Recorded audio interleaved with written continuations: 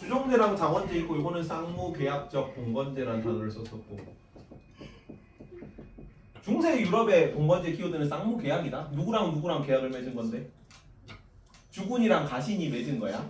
근데 주군은 이제 왕이 될 수도 있고 제후가 될 수도 있고 왕이 봉신한테 봉토를 내리게 되면은 이제 제후가 가신이 되는 거고 제후가 만약에 기사한테 봉토를 내리게 되면은 제후가 주군이고 기사가 가신이 되는 거였죠. 그래서 서로 뭐 납세의 의무, 군사적 보호의 의무 이런 거 서로 지는 관계니까 쌍무 계약이라는 단어를 썼다. 상호 의무가 있는 관계였죠. 장원은 자급자족 농촌 공동체였다. 네. 중세 유럽에서 영주가 다스리는 땅 한 단위를 가리키는 거예요. 일반적으로 성 하나입니다. 성 하나. 영주가 그 지키는 성 안에 예속된 농민들, 걔네를 뭐라 그랬는데? 농노. 농노라 그랬지. 근데 민재야, 왜 농노가 농노에서 노예적 요소가 뭐였니? 노예적 요소가 뭐야? 뭔 말이에요, 씨. 저번 시간에 했잖아. 농노가 뭐 플러스 뭐겠니? 농노. 동사. 아니, 농민 플러스 노예적 요소를 가지고 있다고. 그래서 장원에 예속된 농민을 농노라고 불렀다. 근데 농민은 뭐 재산을 가질 수 있고 결혼할 수 있고 이게 농민적 요소고 일반적인 거, 일반들 평민이라고. 일반 평민들이 중세 유럽에서 그냥 농노라고 불렸는데 어떤 게 여기 노예적 요소로 본 거야. 왜 얘네들이 그냥 농민이 아니라 노예라고 반쯤 노예로 불린 거지. 이 장원에 예속돼 있어서 그래요. 노예처럼 예속돼 있다고. 거주 이전의 자유가 없었어. 그리고 영주 땅을 강제로 경작해야 될 의무까지 가지고 있었습니다. 마치 우리가 시민들이 국가에 세금 바치고 국가에 부역의 의무를 지듯이 군역이나 부역이라 그래가지고 뭐 공사하면은 가가지고 돌 날라줘야 된단 말이야. 그런 의무를 지듯이 이 영주가 가진 장원에 그런 의무를 지고 있었다고. 세금도 바쳐야 되고 영주가 뭐 야 이거 밭 좀 가라 하면 갈아야 되고 여기 성벽 좀 보수해야 하면 보수해야 된다고.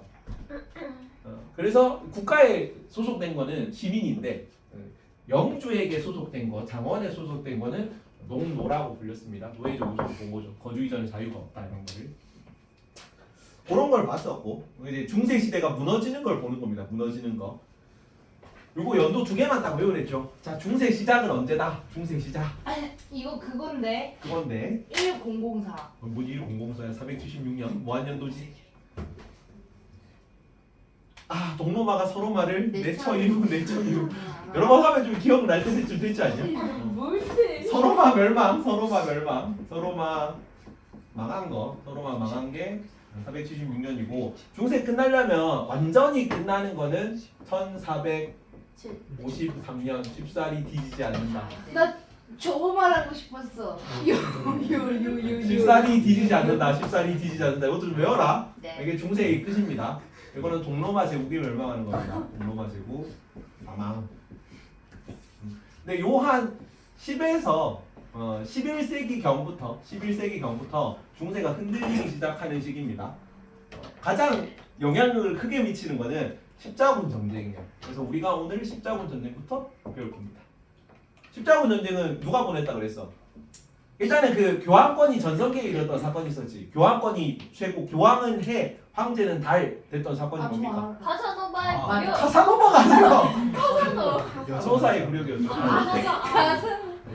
산호사의 굴욕. 나노사가 맞는 줄 알았어. 카사노바 아니고 간호사 아니고 카노사의 불효. 간호사도 아니고 카사노바도 아니고. 근데 이게 황제가 무슨 꿀꺽이다 열라지질하다였죠. 열라지질하다. 기억나니? 아니다. 저거 말하고 싶은 게 아니라 저거 말하고 싶은 게. 열라지질하다. 이때는 이제 황제권이 최하고 이제 교황권이 최고인 시기였는데 그래서 이런 교황권이 막 올라가고 나니까 교황이 좀 그 뽕이 차가지고 야씨 예루살렘을 정복하러 가자 내가 모을게 이래가지고 제후들 다 부추겨가지고 십자군 전쟁을 보내거든요. 근데 1차는 성공했어. 1차 빼고는 8차례 보내는데 나머지는 다 실패합니다. 교황권이 야씨 처음에는 막 그 해처럼 막 드높았다가 패배하면서 어떻게 돼? 교황권이 점점 몰락하겠죠. 이해가지? 근데 십자군 전쟁이랑 십자군 원정이었나? 같아. 십자군 그 기독교 성지 탈환을 위한 전쟁이야. 그래서 예수가 십자가를 지고 세상을 구원하듯이 우리도 십자가를 지고 성지를 탈환하러 간다 이런 의무 의식을 가지고 갔던 거지. 괜찮죠? 네. 그래서 십자군 전쟁. 외울 때는 이거는 십자가를 그었습니다. 이렇게 외웁니다. 십자가를 그었습니다. 1095년. 간호사의 굴욕이 언제라고? 간호사의 굴욕? 1077년이죠. 그래서 한창 뽕에 가득 차 있으니까 교황이 뽕에 가득 차 있잖아. 재원이다. 재원이 빨리 와. 재원이 빨리요. 프린트. 잠깐만. 와 아무 때나 앉아. 목이 앉으세요 목이. 요거 봅니다. 그래서 한창 뽕에 가득 차 있으니까 이렇게 그 제후들 모아가지고 교황권이 지금 황제권을 넘어섰잖아.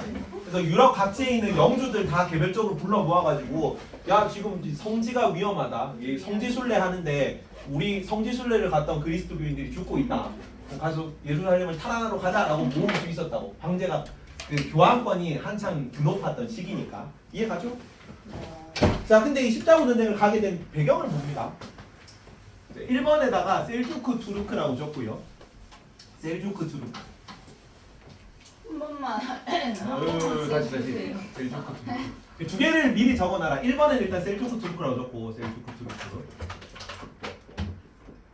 우리가 오늘 신앙으로 개척을 할 수 있을지 모르겠는데 자 셀주크 투르크가 예루살렘을 점령한 게 뭐의 배경이냐면 십자군 전쟁의 배경입니다. 십자군 전쟁의 배경.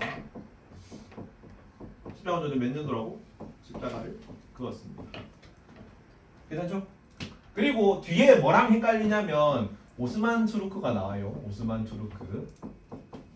저거는 그 빈칸 위에다 좀 적어놔. 어디 그냥 1번 위에다가 십자군 전쟁 그 표 위에다가 적어 놓으세요. 오스만 투르크가 동로마 제국을 멸망시킨다.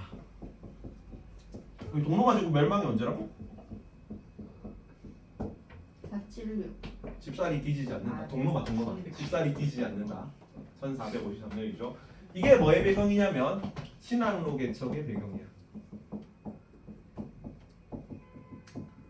우리 십자군 전쟁하고 르네상스 그다음에 종교개혁 보고 나서 바로 신앙로 개척 볼 거거든. 오늘 볼 수 있을지 모르겠다. 일단 나가는 데가 못 나갔습니다. 너무 단언하지 말고 예루살렘 점령은 몇 년도냐면은 1071년이야. 그래서 1071년에 예루살렘을 딱 점령하니까 그 결과 20년밖에 안 됐죠. 20년도 안 됐잖아. 요때 71년에 예루살렘이 점령당하고 이거가 원인이 돼가지고 십자군 전쟁을 가는 겁니다. 괜찮니? 여기도 동로마 제국 멸망한 게 1453년인데 이거가 하고 전쟁을 셀주크 투르크 예루살렘이 성지죠. 네. 예수님이 그 승천하신 곳이잖아. 예수님이 태어나신 곳이고. 네. 그래서 기독교의 성지인데 여기를 셀주크 투르크가 점령을 했다고. 괜찮지? 그래서 뭐가 문제였냐면 옛날에도 예루살렘은 그 유목 민족들 땅이었어. 이전에는 파티마 왕조라는 이슬람 왕조가 다스리고 있었어요. 근데 그때 파티마 왕조가 다스리던 시기에는 여기서 계속 성지순례 간다 그랬지. 이전에는 농노들이 거주 이전에 자유가 없잖아. 장원 밖으로 나갈 수 있는 수단이 없다고 한 번도. 원래는. 근데 유일하게 바깥 세상으로 나갈 수 있는 방법이 뭐다? 성지순례 명분으로 바깥으로 나가는 것밖에 없었어요. 유일하게 해외여행을 떠날 수 있는 수단이 성지순례야. 그래서 일생에 한 번은 예루살렘을 방문하는데 기독교인들이 유럽에서. 근데 여기 갔을 때 이전 파티마 왕조 시기에는 성지순례 오는 애들 대상으로 장사를 했어요. 그 먹을 거 팔고 쑥박 이런 거 재워주고 비싸게 막 팔고. 보통 이제 일생에 한 번 가는 거니까 관광지 가서 돈 많이 쓸 거 아니야. 이해가지? 그래서 뭐 싸들고 온 금은 뭐 귀금속 이런 거 다 뿌리면서 성지순례를 딱 한 번 갔다 오면 됐는데 이 셀주크 투르크가 예루살렘을 딱 점령하고 나서 얘네는 기존에 있던 이런 관습 같은 거 잘 모르는 상태야. 그래가지고 유럽인들이 계속 우리 영토 안에 들어오네. 그래가지고 그냥 여행객들 다 죽이고 돈 빼고 이랬다고. 이해가? 그러면 일생에 한 번밖에 의무잖아요. 기독교인들의 의무. 일생에 한 번은 성지순례를 해야 된다. 근데 그걸 이제 못하게 됐으니까. 그래요? 그렇죠. 몰랐는데. 몰랐는데. 그래가지고 교황이 우리 기독교인들이 죽고 있네라고 이제 그 좀 자극을 받아가지고 제후들을 다 모은 다음에 십자군 전쟁을 떠나 보낸 거죠. 그래서 가장 직접적인 원인이 이겁니다. 셀주크 투르크의 예루살렘 점령으로 십자군 전쟁이 떠나게 된 거야. 근데 이거 셀주크 투르크가 이미 들어올 때 동로마 제국이 이미 쇠퇴하고 있었거든. 그래서 동로마 제국이 셀주크 투르크한테 한 대 맞았어요. 근데 쳐맞아가지고 야 나도 쳐맞고 예루살렘도 점령당하고 했으니까 우리가 좀 밀리는 것 같은데 좀 도와줘 이래가지고 사실 교황한테 요청을 해가지고 십자군을 보낸 거야. 그러다가 이때는 한 대만 두드려 맞았는데 이때는 완전 멸망한 거죠. 오스만 투르크는. 오스만 투르크 괜찮습니까? 그리고 요거는 뭐냐면 조금 이따 할 건데 오스만 투르크가 여기가 예루살렘입니다. 셀주크 투르크 때는 동로마 제국이 남아있던 시기야. 여기 동로마 제국인데 여기를 다 오스만 투르크가 차지한 겁니다. 오케이? 그러고 나서 원래 여기서 지중해 무역을 이 유럽 남쪽 국가들이 다 하고 있었어. 오케이? 유럽 남쪽 국가들이 특히나 십자군 전쟁하면은 상업이 무조건 발달합니다. 전쟁을 하려면 무조건 물자 이동이 인원 이동 이런 게 많이 일어나야 되잖아. 맞죠? 200년 동안 십자군 전쟁을 했단 말이야. 요때부터 한 200년 가까이 십자군 전쟁을 하면은 여기 있는 지중해 무역이 엄청 활발하게 발달해요. 괜찮지? 그래서 여기 밑에 있는 스페인, 포르투갈, 이탈리아, 그리스 이런 나라들이 엄청 그 지중해 무역으로 돈을 많이 벌고 도시가 성장하고 이러던 시기야. 따라오고 있니? 네. 근데 오스만 투르크가 여기를 딱 장악한 다음에 여기 지중해 무역을 잠갔어요. 왜 잠가? 잠가가지고 이탈리아는 여기서 끼어가지고 한몫을 했어. 이건 기억해라. 이탈리아는 지중해 무역에 참가했습니다. 오스만 투르크가 정복을 했어도 그래서 얘는 신앙으로 개척 안 했습니다. 그러니까 여기서 딱 지중해 무역을 독점하고 동방에서 온 물건을 비싸게 판 거를 이탈리아한테 비싸게 팔았거든. 이탈리아가 더 비싸게 유럽에 판 거지. 괜찮죠? 그래서 이탈리아는 크게 타격이 없는데 가장 문제는 뭐냐면 얘네 둘이야. 스페인, 포르투갈이 원래는 지중해 무역으로 돈을 좀 짭짤하게 만지고 있다가 이제 그거를 못하게 된 거죠. 아예 오스만 투르크가 막는 바람에. 그래서 이 무역 이익을 어떻게든 복구를 해야 돼. 근데 지구는 둥글대. 그래서 저 멀리 찾아가다 보면 원래 인도에 후추 찾으러 간 거예요. 지금 신앙로 개척은. 인도에 가서 후추를 다시 사올 수 있지 않을까? 원래는 지중해 무역에 의존하던 거를 우리 자체로 항로를 개척해 보자라고 한 게 신앙로 개척입니다. 괜찮니?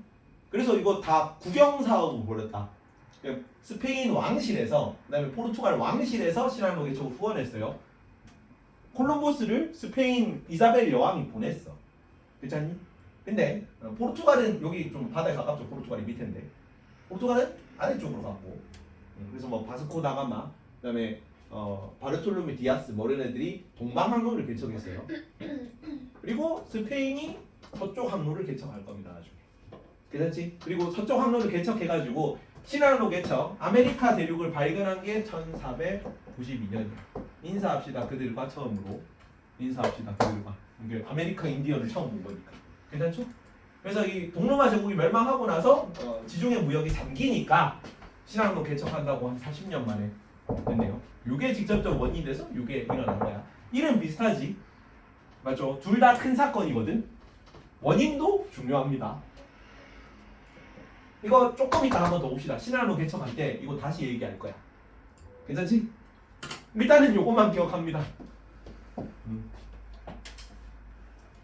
이거 이전에 이렇게 외웠던 것 같은데 여기는 시읒 지읒이지. 시읒 지읒 셀주크 여기는 신항로인데 두 번째 시읒이잖아요. 그래서 오스만 두 번째.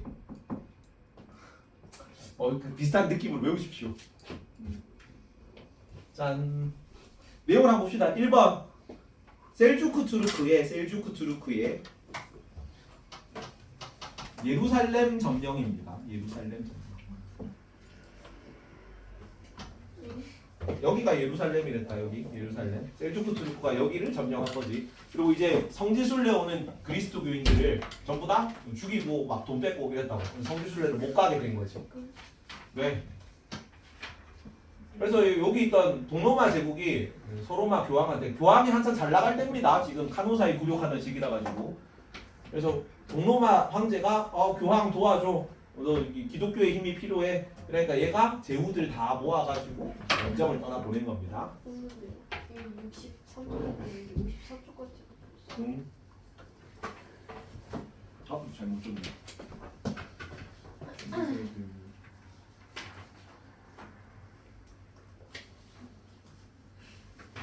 답은 이걸로 보세요. 왜 없냐? 잠깐만.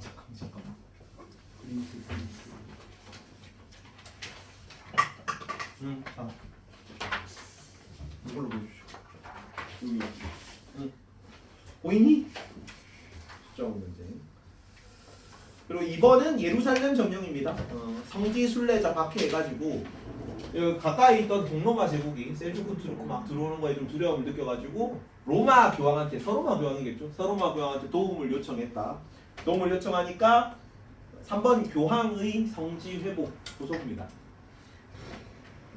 교황이 한창 지금 홍에 차 있을 때라 그랬죠. 아우 내가 세속군주를 넘어섰다. 내가 신성 로마 황제보다 더 우월한 존재다 이러고 있을 테니까 제후들 다 모아가지고 원정이다, 성전이다 막 이렇게 얘기한 거지.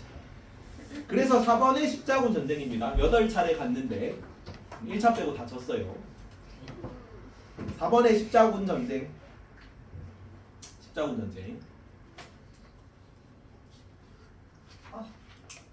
자, 근데 원래 처음 출발할 때는 약간 여러 가지 다 목적이 있긴 한데 교황은 자기 권위를 좀 과시하려는 목적이 있고 제후들은 새로운 영토를 얻으려는 목적도 있고 상인들은 장사하려는 목적도 있고 하지만 일단은 명분은 뭐야? 성지를 회복하자는 정교적 명분이 있었잖아 처음에는. 근데 하다 보니까 2차례, 3차례, 4차례 지다가 어떻게 되냐면 전쟁은 항상 상업 발달하고 같이 간다 그랬지. 그래서 이 전쟁 과정 중에 좀 어떻게 이득을 얻을 수 있는 방법이 없을까를 조금 더 골몰하는 형태로 십자군이 변질됩니다. 심지어 어떤 사건까지 있었냐면 지금 동로마 제국이 도와달라 그래서 가는 중이죠. 근데 4차 십자군 전쟁 때인데 4차 십자군 전쟁 동로마에 한번 내분이 터졌거든. 내분. 십자군 보고 4차 십자군이 출발을 해야 되는데 동로마 제국에서 야 지금 내가 그 삼촌이 지금 왕위를 물려받으려고 하는데 내가 정통 왕위 계승자다 도와주면은 너네한테 돈을 주겠다 막 이런 식으로 해가지고 십자군이 원래는 이쪽으로 원정을 가야 되는데 동로마 제국을 쳐들어가가지고 함락시켰어요 잠깐. 뭐 이런 경우도 팀킬이죠. 팀킬 어떻게 보면 물론 요 안에서도 내분이 있어가지고 이 십자군 세력을 끌어들인 거긴 한데. 아니 왜 팀킬?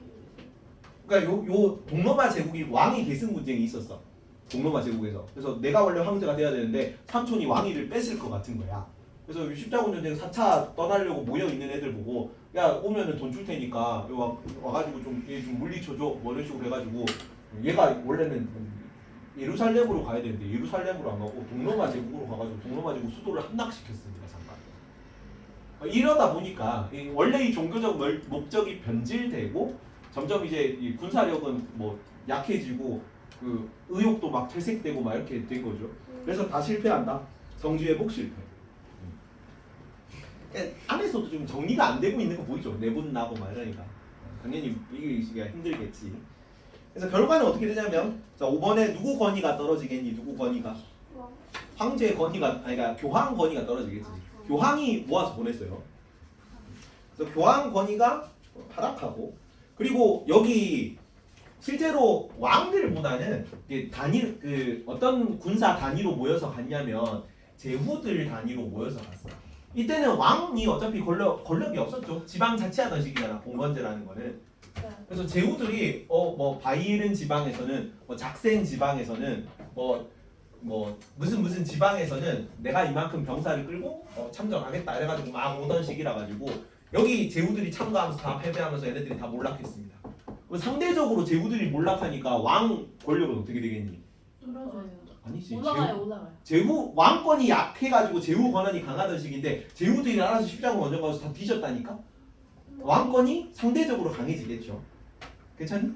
그래서 중세 시대의 아이콘은 원래 교황이랑 제후인데 그게 제후가 기사계급이야. 영주들. 걔네들이 알아서 자체적으로 몰락하고 상대적으로 황제 권한, 왕 권한이 강해지는 시기가 중세 말기다.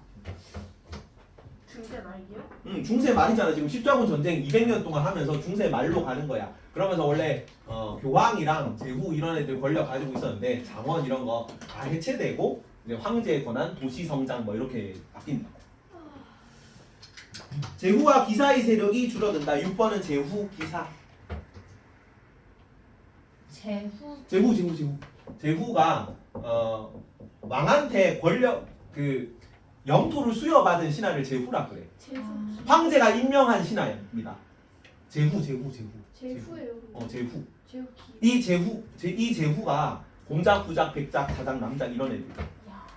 그리고 이 제후 계급이 결국 뭐냐면 기사 계급입니다. 이 영토를 수여받으려면 내가 이 영토를 지킬 수 있는 자체적인 무력을 가지고 있어야 돼. 군사력을 가지고 있어야 된다고. 그때 군사를 가지고 있는 애들 다 기사 계급이지. 얘네가 영주가 되는 겁니다. 영주가. 자, 그리고 이 과정에서 지금 전쟁을 어떻게 하고 있습니까? 자, 육지로도 이렇게 가고, 육지로 가는 건 너무 거리가 멀어가지고 육지로 잘 안 가. 뭐 타고 가냐면 육지로 가는 건 너무 삥 돌아서 가야 되죠. 예루살렘이 여기인데 일반적으로 어떻게 갔냐면은 배로 이렇게 오면 돼. 그렇지, 배 타고 갑니다. 그래서 배 타고 군사들 옮겨가고 물자 옮겨가고 이러면은 뭐가 성장하냐면 지중해 지역의 상업이 활발해져요. 선생님. 왜? 근데 그게 어. 걔안 부셔져요? 여긴 지중해는 조그만해요, 진짜 조그만한 바다입니다. 우리 뭐 황해보다 조금 크긴 크겠다. 근데 생각보다 이 규모가 되게 크진 않아. 아프리카랑 거의 붙어 있단 말이야. 왜 알프스 산맥이 위로 올라갔다 그랬어? 아프리카판이랑 유럽판이 다른 판인데 서로 충돌하면서 밀려 올라가가지고 알프스 산맥이 높게 솟은 거였죠. 그래서 여기가 이렇게 같이 붙으면서 밀려 올라간 판이고 지대가 조금 여기가 낮은 판이기 때문에 그렇게 크기가 크지가 않아. 지중해는 상대적으로 잠잠한 바다지. 이쪽까지는 좀 더 떨어져 있고 하니까. 그래서 배 타고 많이 갔는데 그 과정에서 지중해 무역이 성장한다. 지중해 무역이. 그래서 나중에 르네상스라든가 도시 국가들은 지중해 연안 국가들이 먼저 성장할 거예요. 도시로. 그래서 7번 도시 발전, 지중해 무역이 성장하면서 7번에 도시라는 개념이 등장하기 시작해요. 도시 상공업자들. 7번에는 도시라고 썼고 이게 뭘 대체하는 거겠니? 중세의 영토 단위가 뭐였다 아까? 영주.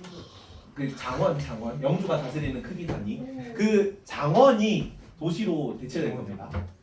괜찮죠? 당연히 도시랑 같은 거예요. 아니 장원은 영주가 다스리는 지역을 장원이라 그러고 영주가 자치권을 가지고 왕 간섭 안 받고 지가 그냥 자급자족 자치하는 그런 지역을 장원이라 그럽니다. 근데 도시는 왕이 그렇지 왕이 관리하는 지역이에요. 여기부터. 이 도시는 주로 그리고 농민들보다는 상인 계층이랑 그 수공업자 계층들이 많이 들어와서 일을 해요. 그러니까 지중해 무역 물건 많이 필요하겠죠. 전쟁하려면. 그리고 그거 물자만 옮기려면 상업도 많이 발달해야겠지. 그래서 도시 상공업자들이 이제 새로운 주도 세력으로 떠오릅니다. 기사 계급 대신에. 그리고 자 비잔틴 이슬람 문화가 원래는 유럽 애들은 유럽 안에서만 놀았죠. 근데 막 전쟁한다고 200년 동안 왔다 갔다 거렸단 말이야. 그래서 밑에 있는 이슬람 문화도 위로 올라올 거고, 맞지? 그리고 여기 비잔틴 제국과도 옛날에는 크게 교류가 없었는데 전쟁한다고 계속 왔다 갔다 하다 보니까 비잔틴 문화도 여기로 들어올 겁니다. 비잔틴 문화가 뭐예요? 비잔틴이 동유럽 제국이 비잔틴 제국이었죠. 서유럽, 동유럽 나눠진 거 기억나니? 네. 서로마, 동로마? 동로마 제국이 비잔틴 제국이야. 왜냐면 여기 동로마 제국 수도가 어디였는데? 비잔티움, 그렇지. 그래서 비잔틴 제국입니다. 콘스탄티노플이지. 콘스탄티노플 옛날 이름이 비잔티움이었으니까. 그래서 비잔틴이 뭐라고요? 동로마 제국 수도가 동로마 제국이 비잔틴 제국입니다. 이렇게 외우세요 그냥. 동로마 제국이 비잔틴 제국이랑 같은 말입니다.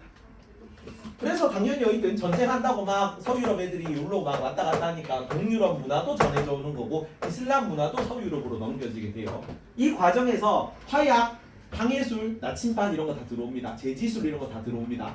그래서 나중에 종교 개혁이라든가 그다음에 뭐 신앙로 개척 이런 거 할 수 있는 거야.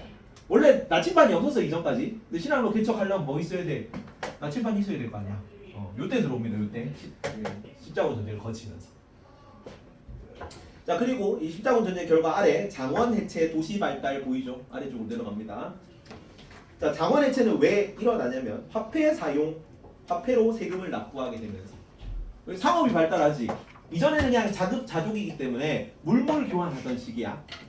맞죠? 이 중세까지는 이 장원 안에서 모든 경제활동 다 이루어지잖아. 그리고 엄청 큰 단위의 물건이 옮겨가고 그런 것도 없어요. 그냥 내가 계란 2개 가지고 빵 5조각 뭐 이렇게 사고 그러던 시기란 말이야. 이해가니? 그렇기 때문에 화폐도 별로 필요가 없고 발달할 필요도 없고 그냥 물물 교환으로 거의 모든 게 다 해결이 됐는데 장원이요? 장원 안에서는 중세입니다. 장원은 왜 그런 관리를 안 하는지. 영주가 관리를 하지. 영주가 그 안에서 관리를 하고 그 안은 그냥 자급자족으로 이루어지기 때문에 그냥 물물 교환으로 해결이 돼. 근데 지금 이러고 있잖아. 지금 200년 넘게 이러고 있죠. 그러면 전쟁하려면 엄청 많은 물자, 엄청 많은 비용, 엄청 많은 인력이 다 왔다 갔다 해야 되는데 그냥 물물 교환으로 그 가격을 다 셈을 치르기가 되게 힘들겠지. 그래서 화폐가 발달하고 상업이 발달합니다. 괜찮니? 그래서 화폐 사용하면서 세금도 화폐로 납부하게 돼. 이전에는 세금을 어떻게 했냐면은 많이 집중 해놔. 예전에는 장원 시기에는 세금을 어떻게 납부한다고? 가서 몸으로 떼웠어요 보통은. 성주 밭 경작해주고 그다음에 가가지고 성주 뭐 성 쌓으러 그러면 성 쌓고 이런 게 세금을 바치는 개념이었단 동작이 말이야. 뭐예요? 이게 밭을 갈아준다고 농사를 해준다고.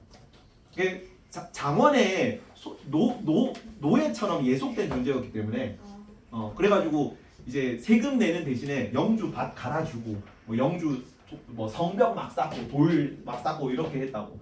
근데 이제 야 영주 논밭 가가지고 밭을 원래 매줘야 되는데 화폐가 발달했잖아. 아 그냥 제가 뭐 이 정도 돈 줄 테니까 한 걸로 칩시다 다 된다고. 이해가니?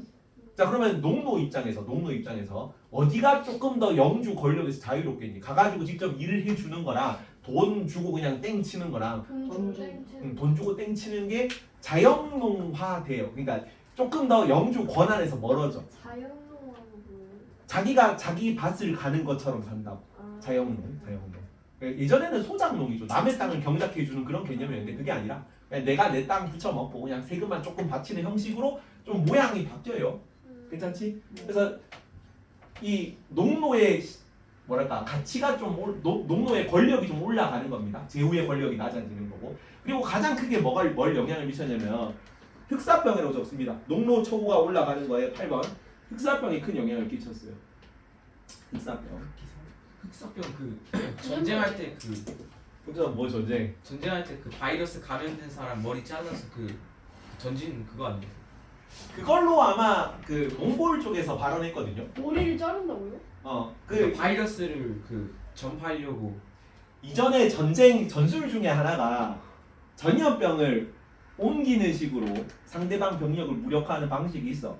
특히나 이전에 막 몽골이 말 타고 막 돌아다니면은 성을 함락해야 된단 말이야. 근데 성 안은 다 고립돼 있죠. 여기다가 이제 시체 같은 거 이제 썩은 시체, 부패 중인 시체를 투석기로 던져 넣으면은 이 안에 전염병이 돌겠지. 그러면서 아마 흑사병이 이제 원래 중국 풍토병이었는데 이제 유럽 중국에만 있는 병이었는데 그러니까 이런 과정을 거쳐서 전쟁 중에 유럽까지 전달된 걸로 보고 있습니다. 괜찮니? 근데 이거 참고로만 들어라. 14세기 위기론이라고 하거든요. 14세기 위기론. 왜 14세기가 좀 재미있는 연도냐면 내가 이쪽 좀 시기를 전공을 해가지고 고려 말 조선 초라는 거야.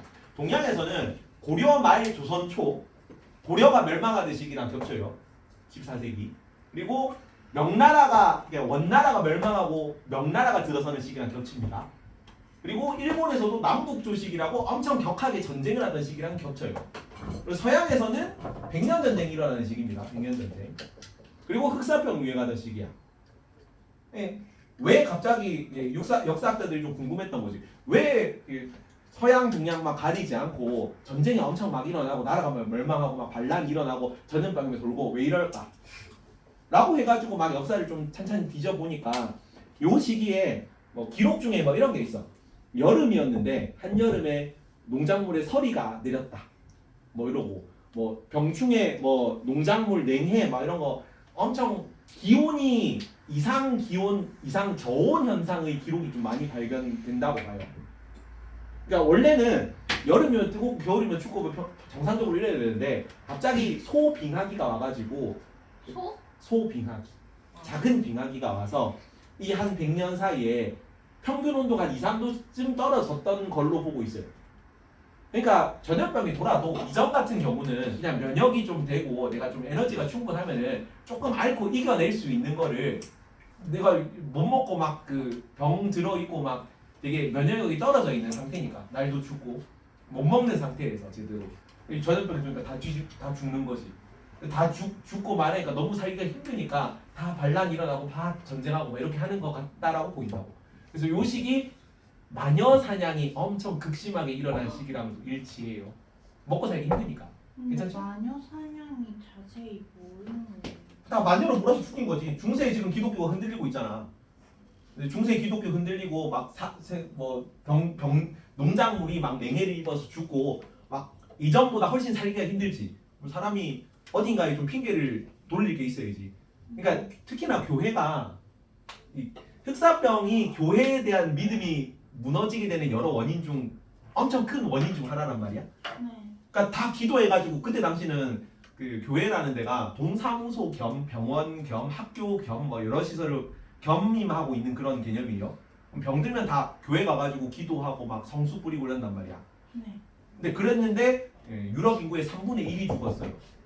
헐, 몇 명이에요 그러면? 그때 당시 인원까지는 모르겠다. 한 3분의 1 정도 죽었대. 그러면은 하느님께 기도했는데 3분의 1이 죽으면은 하느님이 믿을만해 안 믿을만해? 믿을만해요. 그래서 믿음이 다 무너진단 말이야. 이해가니? 선생님, 그래가지고 마녀 기준이 뭐예요? 어? 마녀 기준. 마녀 기준? 그냥 좀 의심되고 보이면 아니면 뭐 약간 뭐 꺼림칙해 보이면 그냥 교회에서 너 마녀지 하면은 마녀예요. 그냥 뭐 일반적으로는 보통 죄가 없는 경우가 많겠지. 근데 교회 입장에서는 신이 위력이 떨어진 게 아니라, 그러니까 신이 영험하지 않아서 병이 안 낫는 게 아니라 마녀의 장난 때문에 마녀가 독을 부려가지고 병이 전염병이 계속 퍼진다라고 하는 게 교회 입장에서는 그런 식으로 변명을 해야 된단 말이야. 이해가니? 그래서 마녀가 생긴 거죠, 어떻게 보면. 만들어낸 거죠, 마녀를. 마녀 어떻게 하는데? 마녀를 화형시켰죠, 불에 태워가지고. 아니 어? 아무 죄도 없는 사람을. 아무리 죄도 없는 사람을. 근데 그렇게라도 해야 교회가 뭐 내 잘못이 아니라고 할 수 있으니까. 저 마녀 탓이라고 돌릴 수 있으니까. 그럼 교회에 온 죄 없는 사람들이 죽은 거예요? 죽은 거죠, 그때는. 중세 시기에는. 그래서 뭐 교회의 흑역사 중 하나죠. 근데 그 뭐 전쟁 일어나고 막 나라 막 멸망하고 하는 거 보면 이때가 엄청 살기 힘들었다는 거겠죠. 흑사병이 유행하죠. 근데 역설적으로 그래가지고 이 농민들 3분의 1이 다 죽었다고, 맞지? 그러면 이제 밭을 갈 사람이 없지. 옛날에는 서로 경쟁해서 이제 밭 갈 땅이 없으니까 영주님 이거 좀 챙겨주세요 하는데 이제 밭은 많은데 사람이 없다고. 이해가? 농사 지을 사람이 없으면은 어떻게 해야겠어? 옛날에 그냥 아무나 불러가지고 일을 시키면 됐는데 일을 시킬 사람이 없으니까 더 돈을 많이 주고 불러서 시켜야 돼. 그래서 또 농노에 대한 대우가 올라갑니다. 이전보다. 괜찮죠? 그래서 사실은 내가 보기에 중세가 교황권이 무너지게 되는 가장 직접적인 원인이 이거 두 개예요. 십자군 전쟁이랑 흑사병이랑. 요거 두 개가 딱 거치면서 중세가 무너지고 이제 근세가 이제 인간 중심 혹은 뭐 왕 중심 이런 우리가 알고 있는 절대 왕정 그런 시기로 넘어가는 거야. 그래서 흑사병이 되면서 노동인구가 줄고 그러면서 농노 처우가 늘어난다.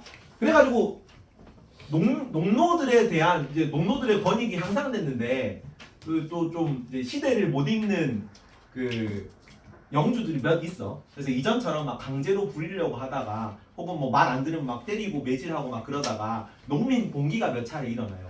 야 우리 비싼 몸 됐는데 이전처럼 그렇게 쉽사리 부를 수 있는 그런 몸이 아니라고. 우리 이제 일을 시키려고 그래도 마음대로 막 한 놈 두 놈이 아니고 막 나는 원래 세 사람 일할 거를 내가 혼자 해야 되는 그 정도 입장에 있는데 이거 그렇게 함부로 대해도 돼? 하면서 농민 봉기 다 일어나는 거지. 권리의식이 향상돼가지고. 그래서 이제 몇 차례 이렇게 농민 봉기를 하다 보니까 이제 영주가 이 농노들을 이전처럼 노예처럼 못 다뤄요. 이해가지? 그러면서 제후의 권한은 더 줄어들고 일반 농민들의 권한은 더 늘어나는 겁니다. 그러면서 장원이 해체되는 거야.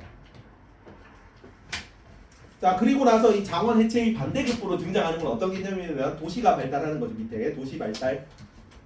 자, 여기 둘 다 바닷가 지역인데 자, 아래쪽은 지중해입니다. 지중해. 9번 도시라고요? 9번은 도시죠. 도시. 지중해와 북유럽에서 도시가 발달합니다. 북유럽.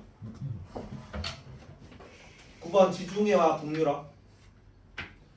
자, 도시들이 발달하면서 10번에 이 북유럽 도시들이 좀 유명한 동맹 중 하나가 한자 동맹이라는 동맹이 있어. 이게 한자는 그 한글 그 중국어 한자랑은 전혀 관련이 없습니다. 한사 동맹이에요. 한사 동맹. 번역을 한자 동맹으로 했다. 왜?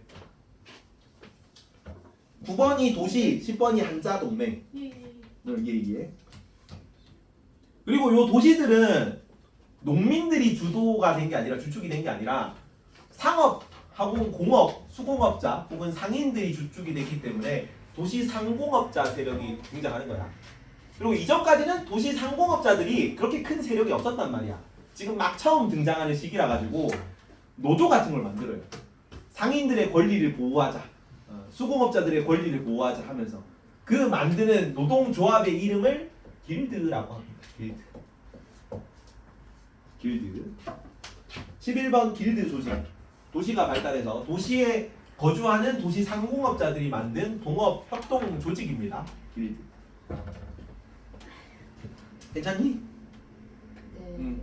여기까지 이제 교환권이 내려가고 농노의 권한이 성장하고 장원이 쇠퇴하고 도시가 성장하는 걸 봤다. 그리고 이제 교황이 쇠퇴하는 걸 보면 돼요. 자, 교환권 쇠퇴. 11번에 아비뇽 유수라고 적습니다. 아비뇽 유수. 어렵다. 이것도 저번에 설명을 했다. 자, 황제권이 절정에 이른다 뭡니까? 교환권이 절정에 이르러 간호사의 구려. 아씨 열라지질하다 황제가 무릎 꿇고 빈다니 열라지질하다 기억나죠? 네. 간호사의 구령은 원인이 뭐였다? 성직자.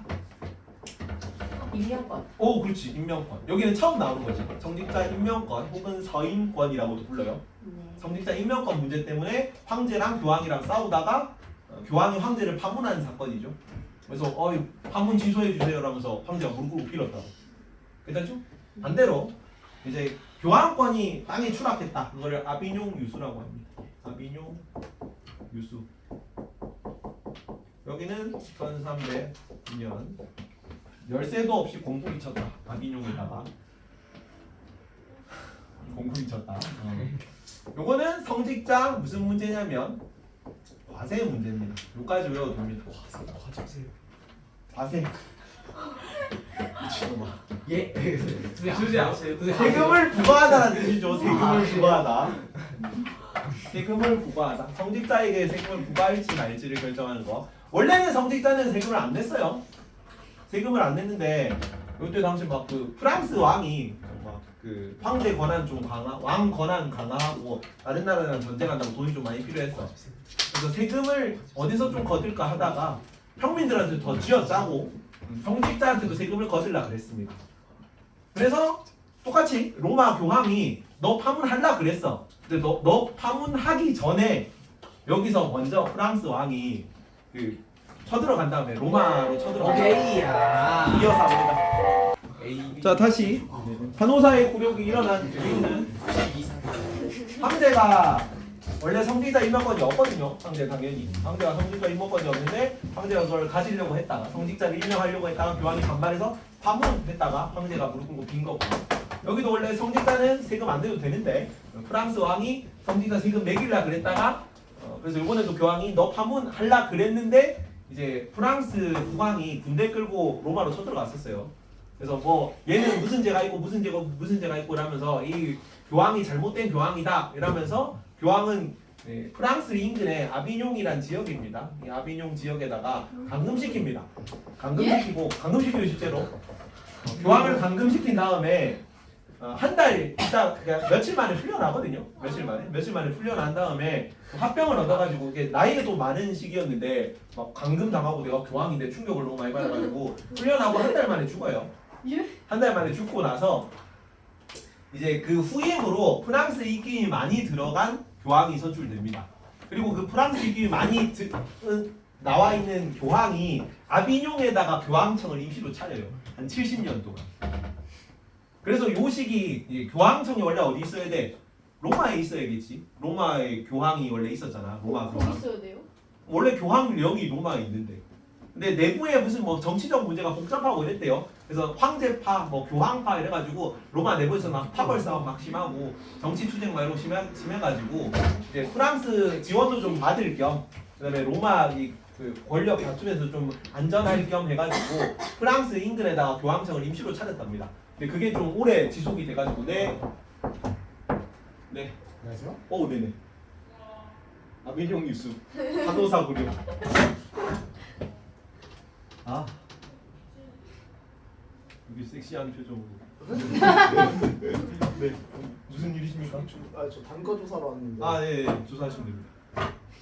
진짜 과세가 그 제가 한 그 과세 비과세 할 때 그 과세가. 그 가세 왔습니다. 아 진짜요? 세금 부과하는 거. 성직자한테 아, 세금을 왜 아니 왜 같이 아니 사람 이름 같아가지고 그런가. 성직자한테 봐주세요. 임명건이라는 성직자가 있고 아. 과세라는 성직자가 있는데 네. 이 과세라는 성직자가 이 아비뇽 유수라는 뭐 책을 지었다. 딱 그 느낌이잖아요 지금. 근데 서양 네네. 간호사는 뭐죠? 저 들어본 간호사이고요. 간호사이고요. 여기도 도시 이름이고 여기도 도시 이름이에요. 서양에 있는 도시 이름. 간호사 말고 의사는 없나요? 간호사 말고 의사도. 애들이 카사노바 하는데 카사노바 아니고 간호사도 아니고 간호사다. 웃겼지? 네. 웃겼지? 야 배꼽 떨어졌다. 주하나. 자 3월 3일 월요일부터 우리 지금 여러분들에서 과학당 가고 있는 친구들 있나요? 뭐 하여튼 이번 주까지고요. 자 다시. 자 임명권이라는 사람이 간호사의 두름이라는 책을 썼고요. 과세라는 사람이 아비뇽 유수라는 책을 썼습니다. 오케이? 예? 성직자 과세 문제 세금을 원래 매긴다 안 매긴다 이 문제 때문에 원래 너 파문하려 그랬는데 프랑스 왕이 먼저 군대 끌고 가가지고 진짜 책이에요? 아니지 당연히. 그래서 교황을 감옥에 가뒀대죠. 아비뇽이라는 그 지역에다가 강제로 감금시켰습니다. 감옥까지는 아니지만 강제로 이제 교황청에서 끌어내가지고 여기. 왜요? 왜요? 아니 성직자 세금 내가 매긴다는데 여기서 반대하잖아. 나는 세금 매기고 싶으니까. 아니 그렇다고. 그래서 감금시키고 나서 세금 매겼어요. 그래서 교황권이 땅에 떨어진 사건이다. 아비뇽 유수 이해가니? 근데 교황권이 이미 십자군연대 거치고 많이 떨어. 흑사병 막 거치고 하면서 이미 교황권이 많이 그럼 추락했어. 왕권이 더 그치? 높아졌는데. 아까 제후 권한 막 이런 거 다 줄어들었잖아. 왕 어디 갔어요? 왕은 원래 국왕 다스리는 영토에 있지. 근데 제후 권한 줄어들고 황제 권한 줄어들고 했으니까 상대적으로 왕 권한이 늘어난 거라고. 그거를 상징적으로 보여주는 사건이 이 사건입니다. 아비뇽 그래서 유수라고. 가둔 거예요? 아니 그냥 이 세금 걷게 그러니까 하고 세금, 싶어. 네. 그렇지. 세금을 걷고 싶어서 가둔 거야. 교황이 자기 말을 안 들으니까 난 세금 건다 그러면 반대하잖아. 세금 거두려고 가는 거죠. 그래서 세금을 걷었습니다. 괜찮니? 와 진짜 너무하다. 자 11번 아비뇽 유수 적고 아비뇽 유수. 예. 12번은 성직자 과세 문제입니다. 이거 두 개도 원인 알아놔라. 이게 좀 쉽게 내면은 이렇게까지 안 내는데 어렵게 내면은 나는 바꿔서 낼 겁니다. 간호사의 굴욕은 성직자 과세 문제 때문에 일어났다 이러면 애들이 다 틀리거든요. 왜냐면 이런 걸 구분해서 그냥 쓱 읽고 넘어가는 애들이 대부분이라서. 근데 비교해서 알아놔야 된다. 어렵게 나오면 애들 많이 헷갈리는 부분이라서. 아까 십자군 전쟁의 원인은 뭐였어? 십자군 전쟁의 원인. 그거 예루살렘. 그치 누가 아 맞다. 셀주크 투르크의 예루살렘 정복입니다. 예루살렘 정복 뭐냐 집중해. 셀주크 투르크가 예루살렘 정복해가지고 십자군 전쟁 간 거야. 나중에 신앙로 개척은 오스만 투르크의 동로마 제국 정복입니다. 다시 12번은 그래서 성직자 과세 문제 적었고, 그래서 이제 프랑스 공항이나 로마 공항이 대립하다가 프랑스 군대가 로마 교황을 납치했죠. 네. 그래서 아비뇽이라는 지역에 그 유수라는 게 잡아 가둔다는 얘기입니다. 수가 감옥 간수할 때 그 숫자야. 간수. 물수가 아니고. 물수가 아니라 잡을 숫자, 죄수할 때 그 숫자야. 수. 그래서 극하게 깊게 가둔다는 얘기입니다. 깊을 유자. 그래서 친프랑스 성향의 신임 교황이 선출되고 프랑스 인근 아비뇽 지역으로 교황청이 이전해서 한 70년간 교황청이 로마가 아니라 아비뇽에 있었어. 당연히 교황 입김은 줄어들고 프랑스 왕 입김이 늘어나겠죠. 그래서 교회가 프랑스 국왕의 통제를 받는 시기입니다. 교황권 쇠퇴 시. 아래쪽 그러면서 중앙 집권 국가가 성장하는데 전쟁이 두 번 있어요. 첫 번째 아까 요거 100년 전. 100년 전에 14세기 위기론 아까 얘기하면서 했지. 소빙하기가 와가지고 막 전쟁하고 난리라고. 근데 소빙하기가 왜 왔어요? 그거는 뭐 지구 기상 이변 뭐 이런 겁니다. 근데 지구 아까 쌤이 그 지구 계절. 평균 그 기온이 막 2도씩 떨어져. 그치. 그때 시기에 그랬다. 근데 그 2도 떨어졌다고 흑사병이 별로예요. 아니 2도 떨어지면 작물이 잘 안 자라겠지. 원래 자라야 되는 작물이 제대로 안 자라고. 2도 영- 떨어졌다고요? 당연하지. 그거는. 2도가 생각보다 엄청 커. 지금도 1, 2도 올라간 거잖아. 지구 온난화. 근데 지구 온난화 때문에 사람들 엄청 많잖아요. 근데 뭐 이런 식의 기상 이변이 인간한테 너무 영향을 크게 미치니까 되게 민감하게 반응하는 거고 지금도 그때도 그랬다는 거죠. 그래서 자 1337년에 100년 전쟁 적습니다. 100년 전쟁. 100년 전쟁. 100년. 전쟁이 약 100년 가까이 계속 이어져서 100년 전쟁입니다. 100년 전쟁이고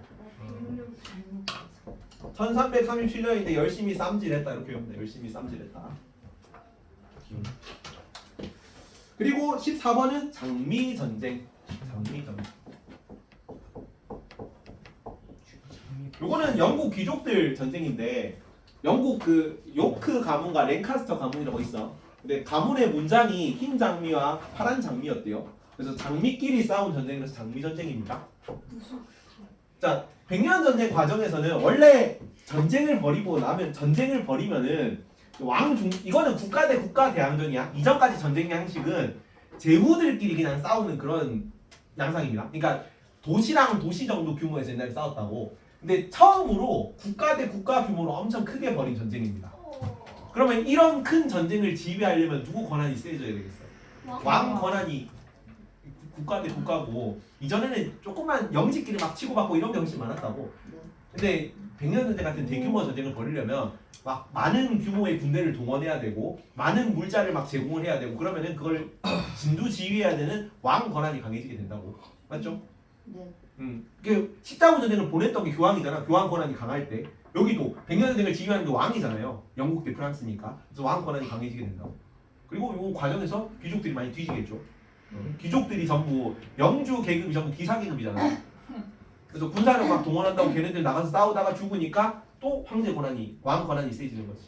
그리고 여기도 장미 전쟁도 마찬가지. 장미 전쟁은 영국 사회에서 벌어졌던 내분인데 귀족끼리 다툰 거거든. 영국 내부에서.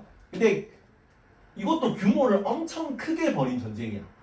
그래서 여기도 귀족들이 한 4분의 1 정도 날라갔답니다. 그럼 왕 진짜. 그래서 왕권이 겁나. 그렇지. 그래서 귀족이 그냥 자연 소멸하는 바람에 그냥 엄격하게 왕권이 강해졌어 영국에서. 이해가니? 예. 그래서 위에 막 있었던 여러 사건들 맞죠? 뭐 14군 전쟁 실패라든가 뭐 흑사병이라든가 아비뇽 유수라든가 100년 전쟁 장미 전쟁 같은 걸 거치면서 왕권이 강해지는 거야. 교황권 몰락하고. 13번에 영국 프랑스 100년 전쟁, 그다음에 영국 귀족 내전인 장미 전쟁. 그래서 영국과 프랑스가 중앙 집권 국가로 성장한다고 쓰세요. 중앙 집권 국가. 그게 몇 번이에요? 15번이에요? 15번에 중앙 집권 국가. 네, 근데 왜 이름이 장미 전쟁이에요? 아까 얘기했잖아. 흰정리랑 무슨 귀족들 요크 가문과 랭카스터 가문이 싸운 전쟁이거든. 그러니까 요크 가문, 랭카스터 가문이 주축이 되고 그 밑에 딸려 있는 여러 얘를 지지한다, 얘를 지지한다 귀족들이 다 양쪽으로 편을 나눠 싸웠는데 요크 가문의 가문 깃발이 흰 장미고 랭카스터 가문의 깃발이 파란 장미야. 그래서 장미끼리 싸운 전쟁이 장미 전쟁입니다. 알아야 돼요? 그거 알 필요 없어. 이름만 아세요. 이름만 알면 된다. 야, 뭐만 알면 되냐면, 자, 영국 프랑스가 100년 전쟁을 벌였고, 영국에서 귀족 내전으로 장미 전쟁이 벌어졌고, 그 결과 어떤 결과가 벌어졌다? 영국과 프랑스가 중앙 집권 국가로 성장했다는 거 알면 된다. 프린트에 나와 있는 거 뭐예요? 프린트가 돼. 네. 15번. 자, 그러면 이 중세 봉건 사회 해체죠. 표제어가 아래쪽 봅니다. 중세에서 근세로 변화할 때 중세는 교황 권한이 강했다. 그러면은 근세에는 누구 권한이 강하겠니? 16번에 황제? 황제 권한이 강해요. 왕 혹은 황제입니다. 신성 로마 제국의 왕은 황제라 그러고 나머지 프랑스 뭐 영국 이런 애들은 그냥 왕이라 그러고 국왕. 그래서 황제 권한이 강해진다. 자, 중세에는 장원이 토지 단위였다. 이 장원이 쇠퇴하고 뭐가 도시 그렇지. 그래서 17번 도시. 장원이랑 아까 도시만. 장원은 그냥 영주가 다스리는 영토가 장원이야. 예예예. 근데 이제는 도시가 그 왕이. 왕이 직접 다스리는 거죠 여기 도시는. 예예. 그래서 왕이 자기 권력을 강화하려고 중앙 집권화하는 중이죠. 중앙 집권화하기 위해서 누구랑 결탁하냐면 도시 상공업자 세력이랑 결탁을 해. 도시를 후원해주고 상공업자 세력을 후원해주고. 그러니까 정치적으로 밀어주고 얘네한테 유리한 정책 같은 거 막 만들어주고 대신에 상인들한테 돈을 많이 꿔었어요 그냥. 그리고 사실 많이 안 갚았는데 여튼 안 갚더라도 빌려주고 정책을 좀 좋은 정책을 입안해 줬으니까 도시 상공업자 밀어주는 정책을 입안해 줬으니까 나름 서로 윈윈하는 관계였다고. 그래서 17번은 도시였고, 자 제후 영주가 쇠퇴하고 근세에는 시민, 얘네 시민들 직업이 뭐랬어? 시민들이. 아그 도시 시민들은 농로. 상공업자들, 상공업자. 아야.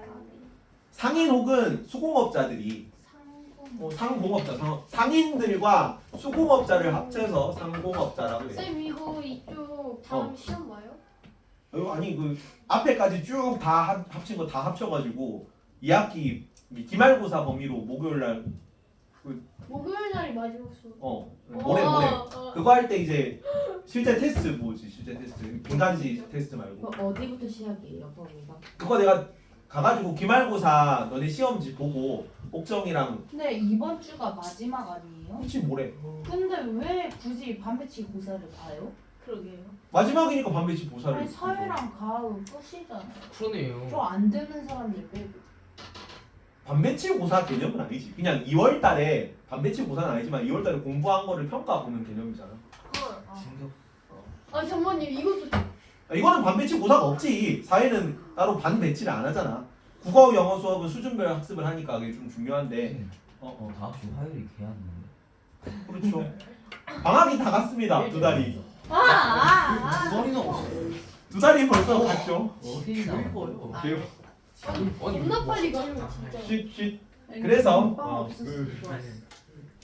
도시 세력들을 좀 후원해주고 그 돈 가지고 군대도 기르고 공무원도 뽑고 뭐 이런 걸 했다고. 그래서 중앙집권 국가로 성장할 수 있었던 겁니다. 그리고 농노들은 뭐가 됐냐면 농노들은 영주 좀 제약을 벗어나서 자영농이 자기 땅 가지고 경작하는 농민들을 자영농이라고 그러거든요.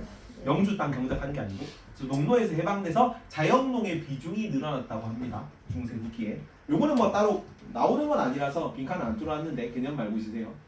괜찮지?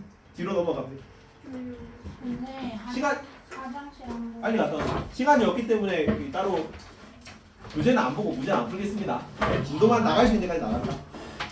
자 그리고 마지막으로 쌤 몇 분 남았어요? 몇 분 남았냐고? 20분. 아. 자 중세를 끝장내는 사건 두 가지가 중세를 완전 숨통을 끊어놓는 사건 두 가지가 르네상스와 종교개혁이야. 자 르네상스는 무슨 뜻이냐면 부활이라는 뜻입니다. 이 르가 R-E야. R-E 뜻이 뭡니까? 다시. 그래서 다시 태어나는 거야. 르네상스. 뭐가 다시 태어나냐면 중세는 신 중심입니까? 인간 중심입니까? 중세는 신 중심이죠. 교황이 지배하는 기독교가 지배하는 사회였잖아. 근데 고대 그리스 뭐 이런 거 고대 시기에는 신이 더 중요했어, 인간이 더 중요했어? 신? 인간이 더 중요했죠. 신들이 그리스 로마 신화 생각해 보면은 신들이 누구 모습을 하고 있어요? 인간 모습을 하고 있죠. 근데 중세에는 신은 조각상으로도 안 만들어요. 맞죠? 생각해 보면 그러잖아. 예수랑 성모 마리아 상은 만들어 조각상을 만드는데 야훼는 신성한 존재인데 인간을 만든 건데 어떻게 신을 인간의 모습으로 그립니까? 맞죠? 근데 르네상스 시기부터는 신을 인간의 모습으로 그리기 시작해요. 야훼도. 천지창조 기억나지 이거 천지창조. 아담이 천지창조 이러고 있잖아. 아담이 여기서 이러고 있고 하느님이 여기서 이러고 있는데 다 벗고 있어. 그 하느님이 무슨 모습으로 그려져 있어요? 사람 모습으로 그려져 있잖아. 왜? 이전까지 중세까지는 신은 사람 모습을 안 그렸다고. 이거는 불경한 거예요. 어떻게 신을 미천한 사람의 모습으로 그려?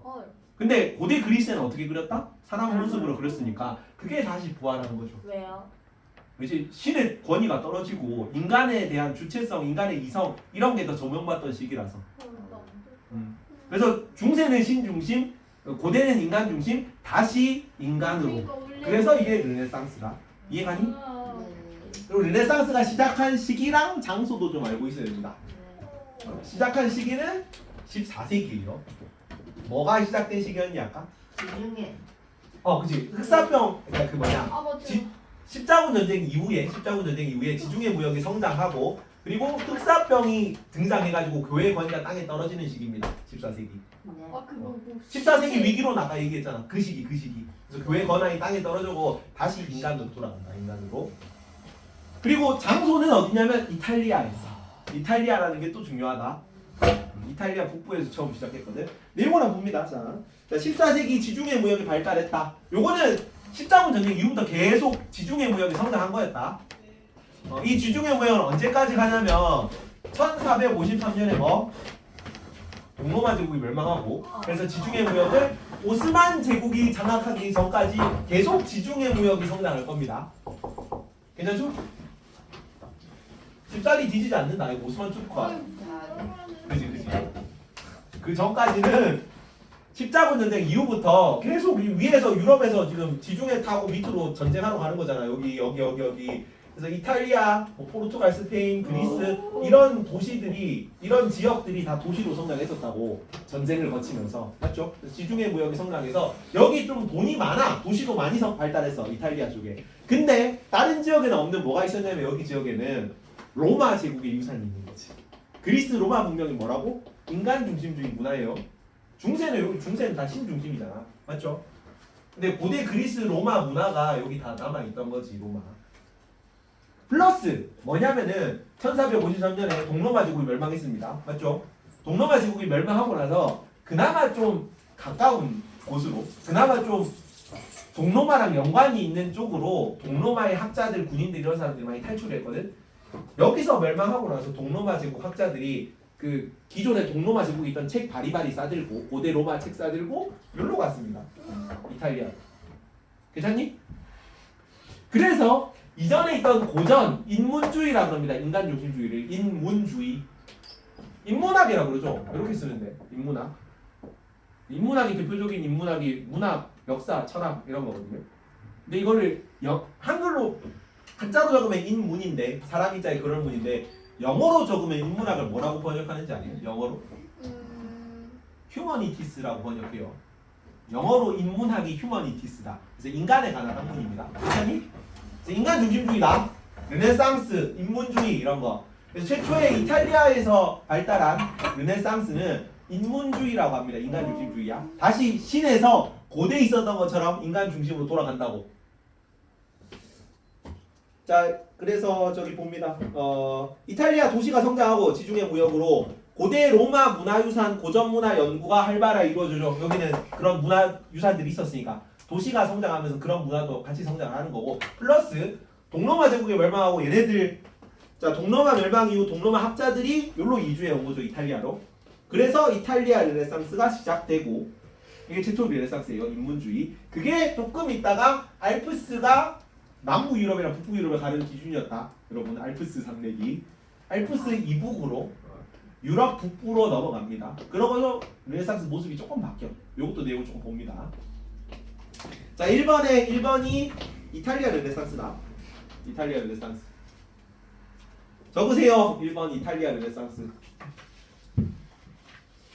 자 이탈리아 르네상스는 이번에 인문주의라고 적습니다. 인문주의 뜻은 인간 중심주의를 뜻해요. 인간의 개성, 능력을 중시하는 사상입니다. 인문주의. 대표적인 게 어떻게 했냐면 모나리자 3번 모나리자.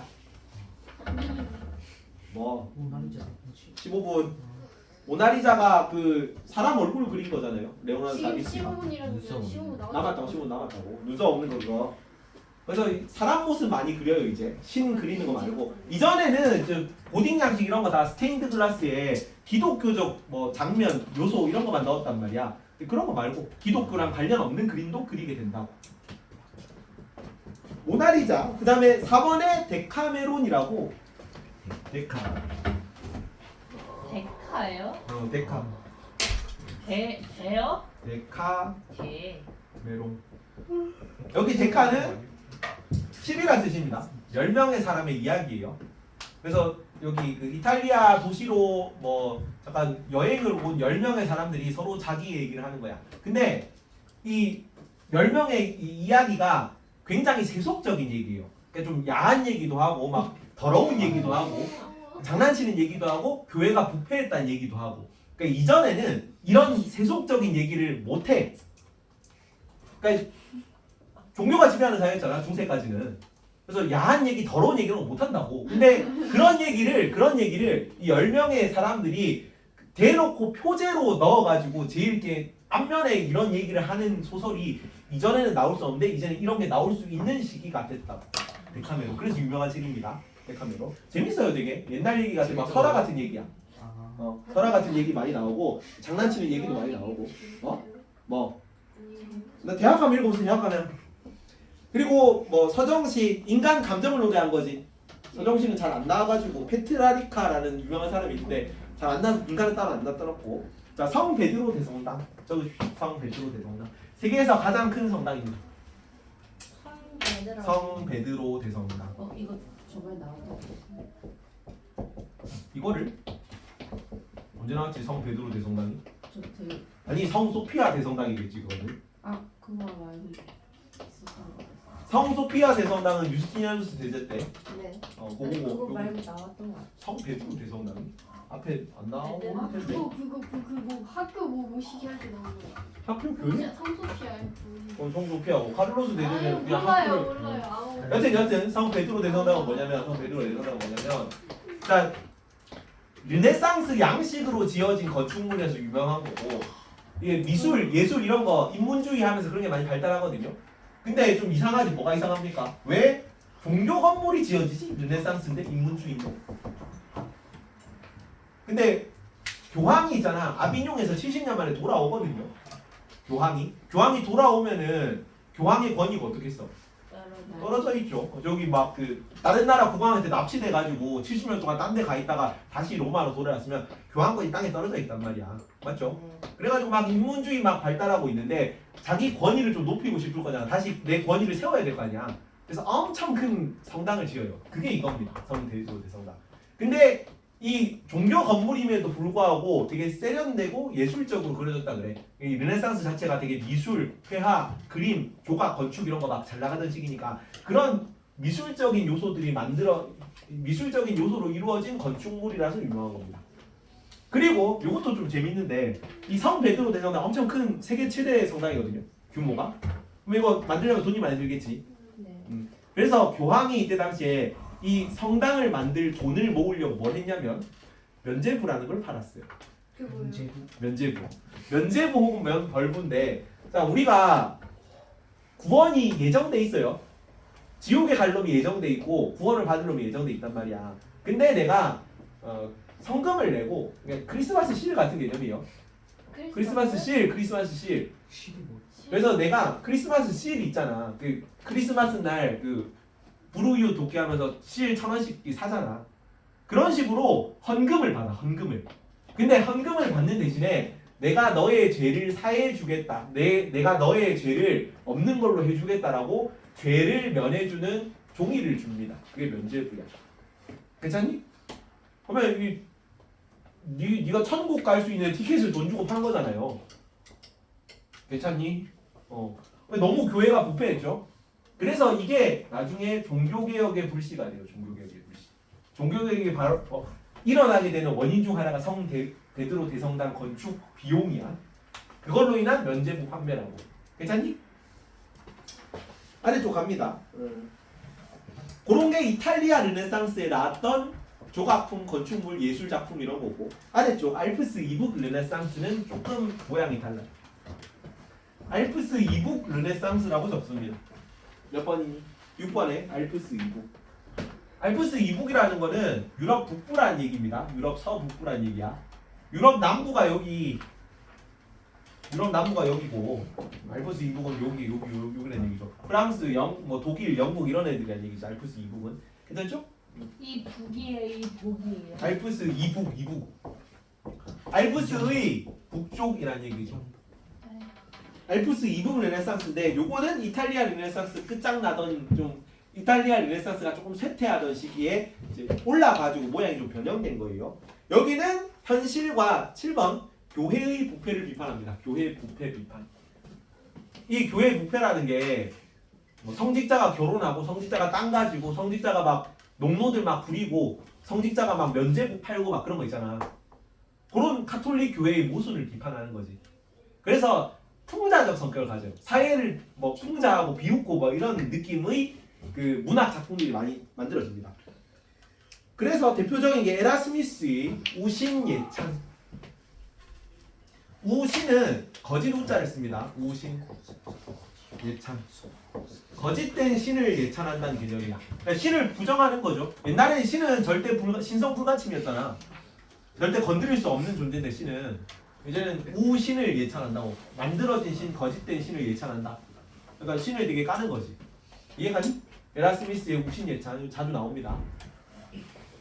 그리고 여기는 종교를 까는 건데 요건 기사를 까는 겁니다. 세르반테스의 돈키호테. 돈키호테. 여기서 나온 문학 작품입니다. 거기 보면은 기사가 약간 그 돈키호테가 일본은 제일 옛날 기사 영웅담 이런 거에 심취해가지고 뭐 스페인 아니에요? 아닌가? 스페인 맞는 것 같다. 그거 그쪽에 네덜란드 그쪽인 것 같은데 순천하고 보니까. 돈키호테. 여튼 옛 영웅담 기사담 이런 거에 심취해가지고 저 풍차보고 괴물이다 이러면서 달려들고 막 이런 거잖아. 기사들이 막 그 옛날 생각에 젖어가지고 노망난 모습 그런 걸 그리고 있는 거지. 기사 계급 풍자하는 거야. 비웃고 있는 거야. 그때 당시 중세까지 주도 계급이 누구였어? 성직자 계층이랑 기사 계급이었잖아. 걔네가 몰락한 거를 비웃고 있는 거지. 그래서 알프스 이북 르네상스는 인문주의보다는 사회 풍자적 성격이 강합니다. 그래서 뭐 현실이나 교회의 부패를 비판한다. 사회 개혁적 성격을 가진다. 이런 표현을 쓴다고. 그리고 이게 제일 웃긴데, 나만 웃긴 거. 유토피아를 유토피아. 토마스 모어라는 사람이 유토피아라는 책을 써요. 근데 이 유는 언이라는 뜻이고 낫입니다. 낫. 부정적 도죠. 언. 그리고 토피아는 이거는 토포스라고. 토포스. 무슨 뜻이냐면 플레이스입니다. 공간이라는 뜻이야. 이것도 쓸 필요 없습니다. 그래서 유토피아 뜻이 뭐냐면 없는 공간이라는 뜻이야. 이게 뭔데? 유토피아란 일반적으로 뭐라고 번역해요? 이상향, 이상국가 이렇게 표현하잖아. 이상적인 국가, 이상적인 뭐 사회의 모습, 이상사회 이렇게 번역하는데 그게 무슨 뜻이라고? 세상에 없는 곳이라는 얘기. 그게 이상사회야. 없는. 그 말은 지금 세상은 이상향이 아니란 거지. 이상사회가 아니란 거지. 현실을 비판하는 거지. 그래서 사회개혁적입니다. 세 개 다 뉘앙스가 보이지? 기사계급 까고 있다. 기사계급 까고 있다. 성직자계급 까고 있다. 사회 전체 까고 있다. 그래서 이게 알프스 이북 르네상스다. 이 아래쪽은 11번 자연과학이 발달했다. 자연과학이 발달했다.